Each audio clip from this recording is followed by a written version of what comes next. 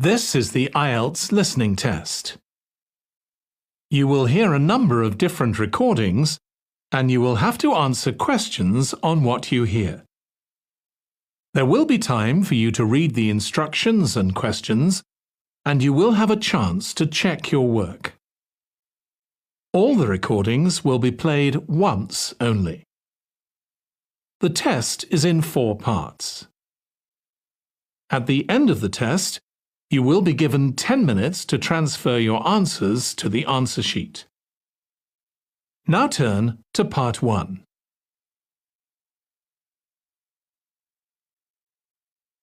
Part 1. Listening Test 3.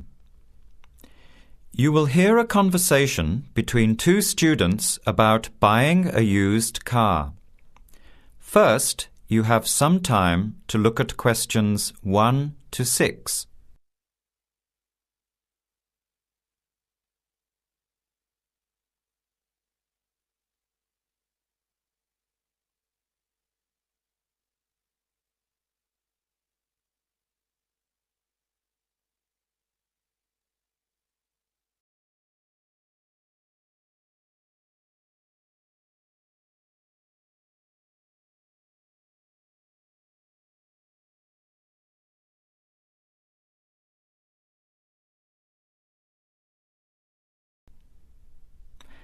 Now, let's begin. Answer the questions as you listen. You will not hear the recording a second time. Listen carefully to the conversation and answer questions 1 to 6.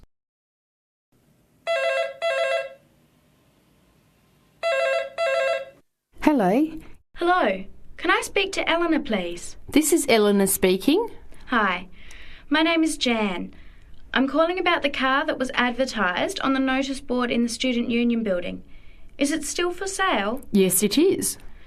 Your ad says it's a 1985 Celica, in good condition. It's old, but it has been well looked after. My family has had the car for 10 years. I'm just the 3rd owner and my mother had it before me, so we know its history. We've got all the receipts and records. It's had regular maintenance and the brakes were done last year. It runs really well but looks its age. Why are you selling it, by the way? Well, I'm going overseas next month to study. I'll be away for at least 2 years, so I have to sell it. Unfortunately, it's been a good car. You want $1,500, is that right?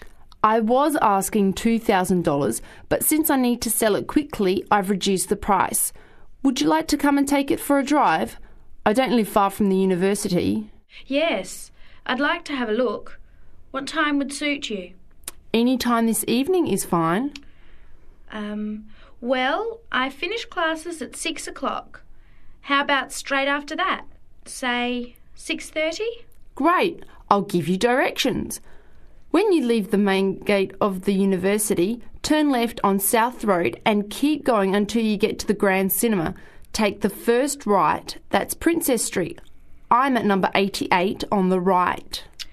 So it's 80 Princess Street? No, it's 88 Princess Street and the suburb is Parkwood. You'll see the car parked in front. It's the red one with the for sale sign on it. OK, thanks Eleanor. I'll see you later. Bye. Before you hear the rest of the conversation, you have some time to look at questions 7 to 10.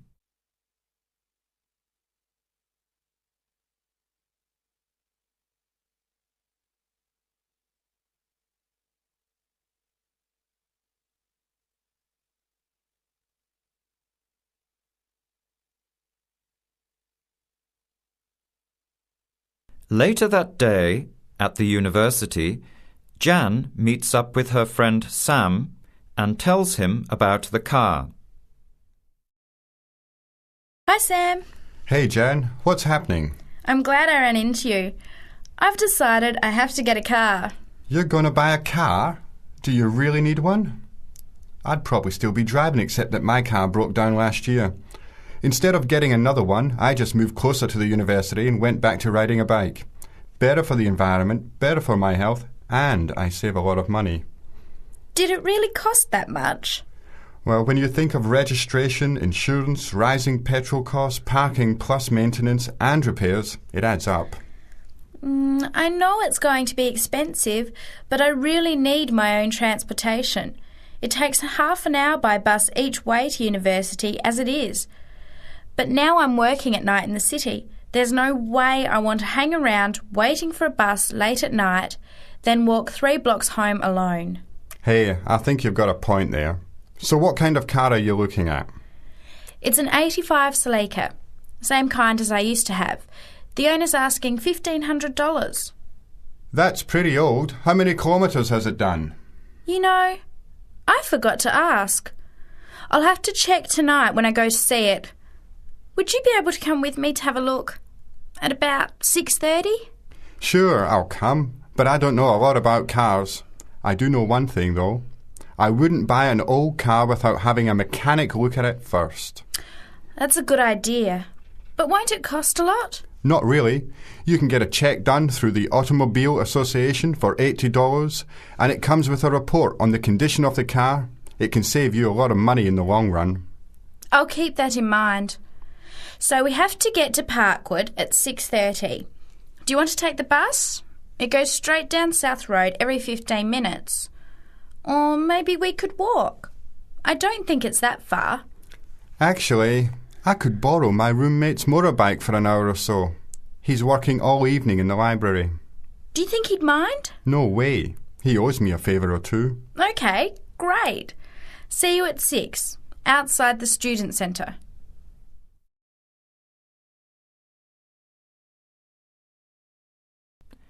You have half a minute to check your answers.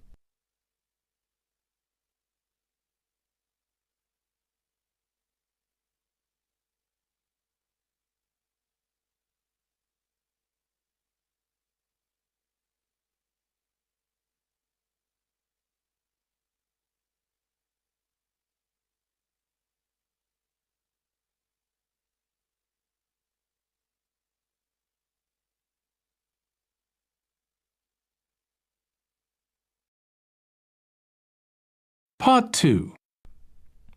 You will hear a guide giving instructions to a group of international students in Canada preparing for a whale watching trip. Before you hear the talk, you have some time to look at questions 11 to 16.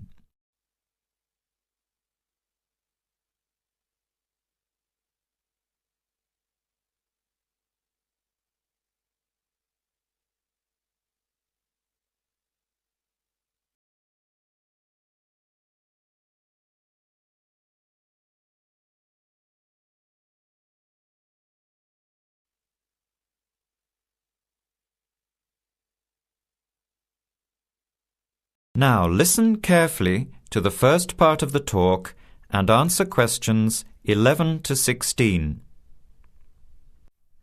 Hello, everyone. Glad to see so many happy faces on this wild and windy day. Are you all ready to go looking for whales? I'm Tony, and our other guide today is Dale. We'll be using these 2 rubber boats you see here, and our trip today will take 3 hours.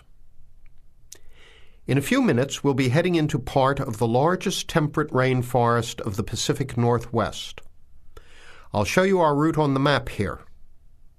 This is where we are now. We'll be leaving the sheltered bay and heading out across the mouth of the bay toward the open water. As you know, last night there were strong winds in the area, so we can't go out into the ocean as we had planned. Near the mouth, the water will be quite rough. That's where we are most likely to spot orcas, or killer whales as they are also called. After crossing the mouth of the bay, we'll enter the calmer, shallower waters. This is where you look for gray whales. Then we will continue up this narrow inlet close to the shore. You will have a great view of giant fir and cedar trees that have never been logged. Here is the place to watch for wildlife. You are likely to see bears along the shore and eagles in the sky overhead. Right at the back of the inlet here are the hot springs where we will be stopping for an hour. You can have a soothing soak in bubbling hot water before the return trip. I'll tell you a little bit about the whales now, because with the noise of the wind and the engine, you won't be able to hear much out there. As we head out in the boat, we will probably see dolphins first. They are a grey colour and quite small, 1 to 2 meters long. They will swim right beside the boat, racing along and sometimes jumping out of the water just ahead of us.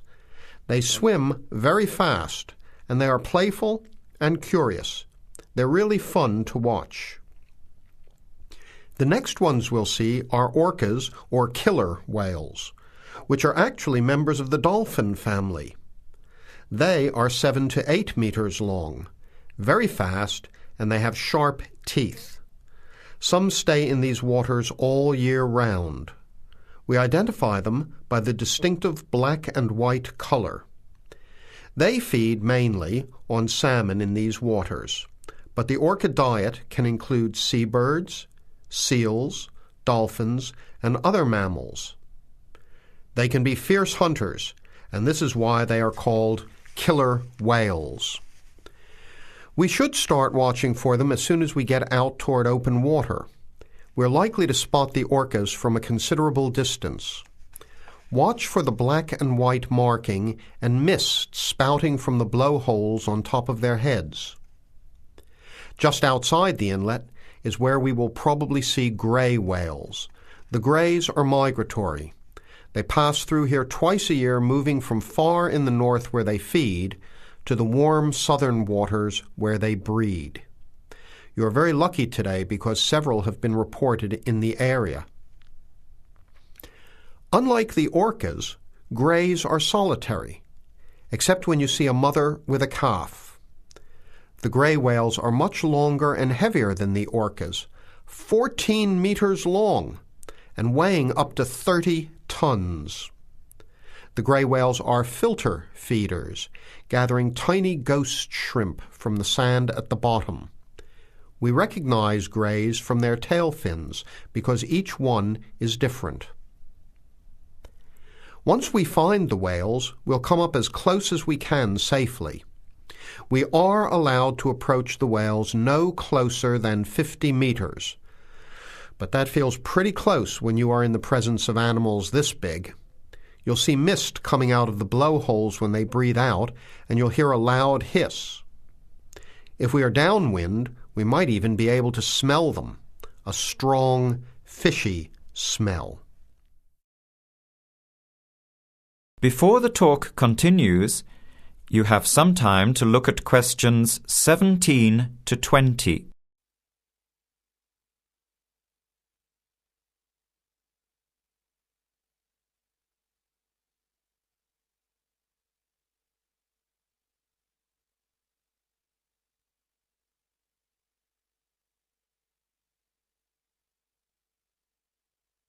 Now, as the talk continues, answer questions 17 to 20.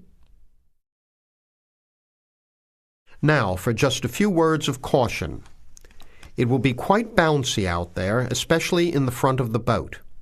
If you want a smoother ride, stay in the middle of the boat, close to the engine. Hold on to the ropes and keep an eye on any big waves. Be alert so you don't get thrown out of the boat. In case of an emergency, you are all wearing survival suits. They'll keep you warm and dry in or out of the water. They are bright orange for visibility. The water temperature is around 8 degrees. Without these suits, you would only last a few minutes in this cold water. With these suits, your survival time is increased dramatically. They will keep you upright in the water even if you can't swim. But we don't expect anybody to end up in the water, so don't worry. Now, are there any questions? I'm afraid of getting seasick. Right. I was just coming to that. If you think you might get seasick, take one of these patches and put it on your arm at the wrist, like this. It works on pressure points of the body and will relieve seasickness without the drowsiness you can get from pills. Are there any other questions? All right then, let's start loading up the boats.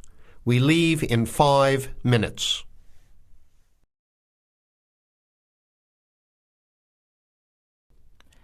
You have half a minute to check your answers.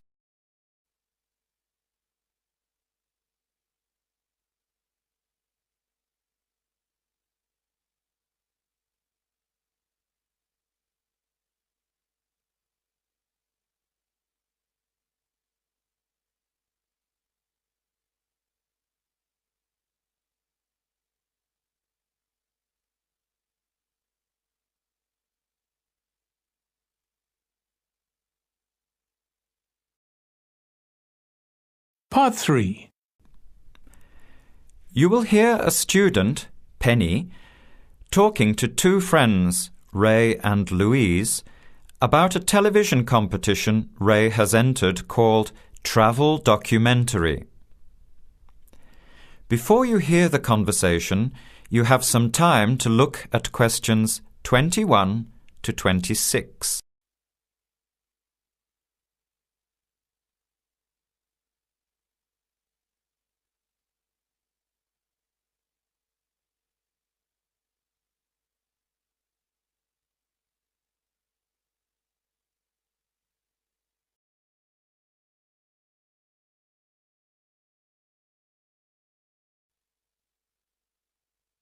Now, listen carefully and answer questions 21 to 26. Hi, haven't seen you two in ages. What have you been up to? Hi, Penny. Ray is really excited. He's just been shortlisted for Travel Documentary. He could be off travelling around the world for 3 months. Travel documentary? What's that? You've never heard of it? Don't you watch TV? Well, actually, no, hardly ever. Especially since I've started working on my thesis. I don't have time to breathe, let alone watch TV. So what's this all about, Ray? Well, actually, it's a competition run by public TV. It involves my two great loves, travel and filmmaking. Is it that program where people are sent around the world making documentary videos? I have heard of it. Fantastic! So you've been chosen? Not yet. I'm one of 34 selected for an interview next week, so I've made it through the first cut. Yeah, there were over 200 applicants from around the country. Pretty amazing, hey? Well, I've been lucky so far. What's the next stage? 13 are chosen from the interview to do a 4-week training course in documentary filmmaking. Then, the 8 finalists get sent off with a video camera to travel around the world. Sounds incredible.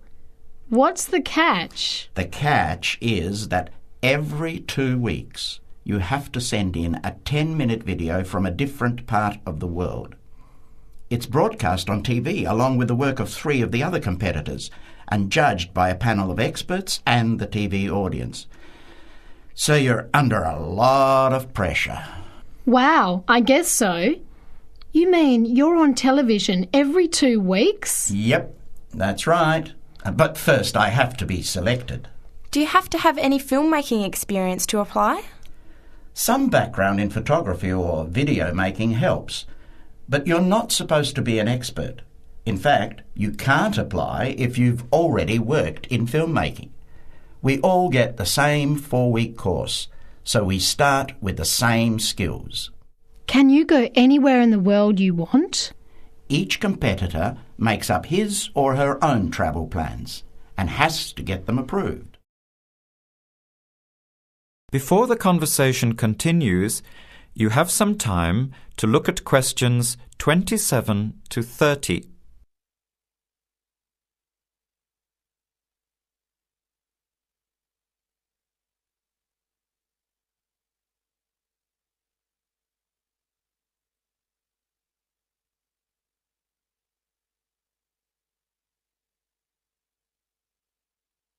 Now, as the conversation continues, answer questions 27 to 30. Have you talked with anyone else who has done it? As a matter of fact, just last week I met Sarah Price, a girl from here who did it last year. What did she have to say about it? She said it was the most amazing experience of her life, but it was really tough at times. I think you'd have to be really brave to take off like that alone with so much responsibility. It's not like going on a holiday, is it? No. 2 weeks in a country, often where you can't speak the language, to find a story, film it, organise all the editing. Then you're off to a completely different part of the world to start all over again. Pretty exhausting, but exciting too. What a way to see the world. What about Sarah Price? Did she have any bad experiences? She said the worst part was when she got some mysterious fever in Mongolia and thought she might have to be sent home. Fortunately, it got better, but she said it was scary to feel really ill when you're alone so far away. So what made you want to apply? When I saw the program on TV a while ago, I thought, this is for me. I've always wanted to travel, but needed to work for a year before I could even think about it. Then a new series started up. I thought, now's my chance. Don't you think you'll be lonely? I don't think I'll have time to be homesick. I'm more worried about having too much to do and not enough time to get things organised. So we might be watching you on television in the next few months. I hope so, if I'm lucky. When will you know for sure? They choose the final 8 in March. A month later, you're on your way. So do you have to pay anything? Nothing. It's all paid for. Course, camera, flights, accommodation and in-country travel. The budget is pretty tight though. No extras. I sure hope you get it. Then I'll be finding time to watch at least one program on television every week.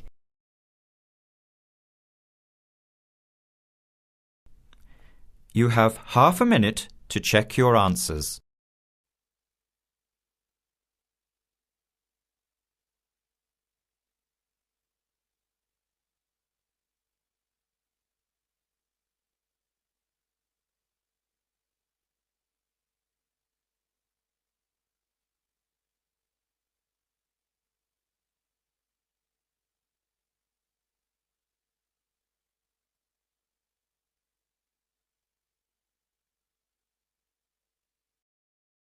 Part 4. You will hear a talk given by Kate Tomalin on the history of technology. First, you have some time to look at questions 31 to 33.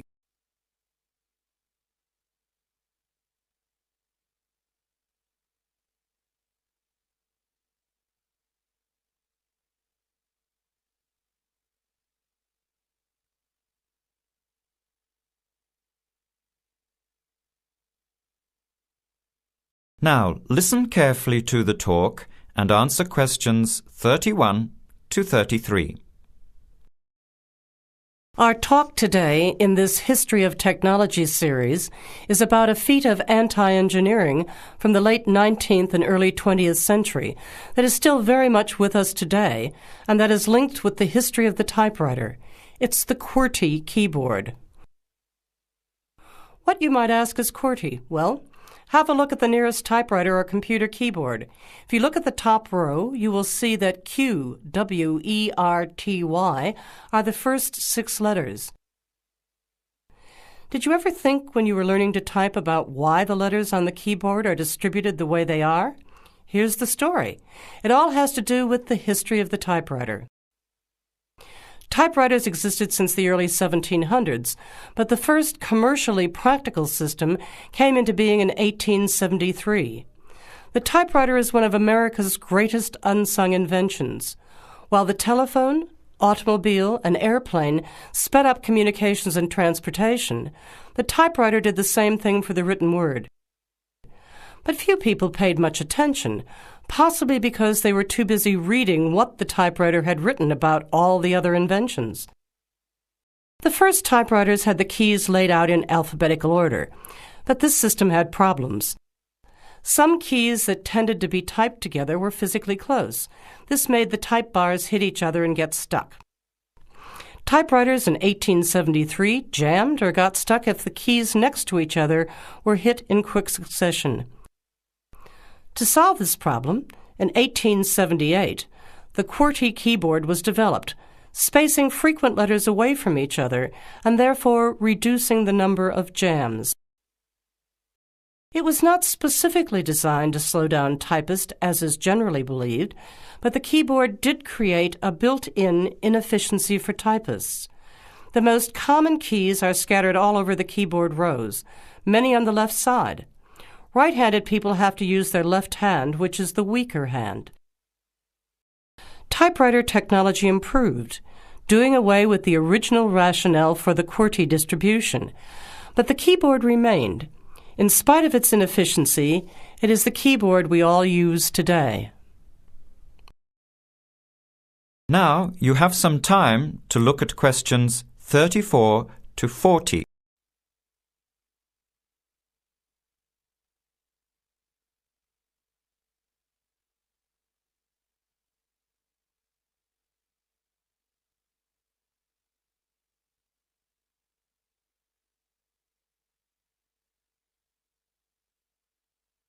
Now listen and answer questions 34 to 40. Already back in 1932, there was a solution to the problem. Efficiency expert August Dvorak came up with a new keyboard layout. His home row consisted of A, O, E, U, I, D, H, T, N, S, which includes all of the vowels as well as the most commonly used letters. On this keyboard, over 3,000 words can be typed using only the home row. In fact, 70% of all the work can be done on the home row, 22% on the row above, and 8% on the row below. The QWERTY keyboard allows only about 50 words to be typed without reaching for other rows. In addition, on Dvorak's keyboard, the right hand handles 56% of the workload and the left handles 44%, just about the opposite of the division of the QWERTY keyboard. This is an advantage for most right-handers. The Dvorak keyboard increased accuracy in typing by almost 50% and speed by 15 to 20%. How much labor did this Dvorak layout save? In one study, a group of typists was evaluated in the use of both keyboards. Those using the Dvorak keyboard moved their fingers just about 1 mile on an average day, while those who used the QWERTY keyboard moved their fingers an average of 12 to 20 miles. The superiority of the Dvorak keyboard was clearly established. However, it has never been adopted as the keyboard of choice. Why? First of all, bad luck and bad timing on the part of the Dvorak team. First, there was the Depression. Not a good time for introducing change. But the main factor that worked against the Dvorak system was habit. People were used to the QWERTY keyboard. Computers today could easily switch the arrangement of letters to the Dvorak layout, but it seemed that because of habit, the QWERTY layout remains dominant. People felt comfortable with the keyboard they learned on, so it was the established patterns of hundreds of millions of typists, manufacturers, typing teachers, and typewriter salespeople that have crushed all moves toward keyboard efficiency for over 70 years. It looks like QWERTY keyboard may be with us for a long time yet. You now have half a minute to check your answers.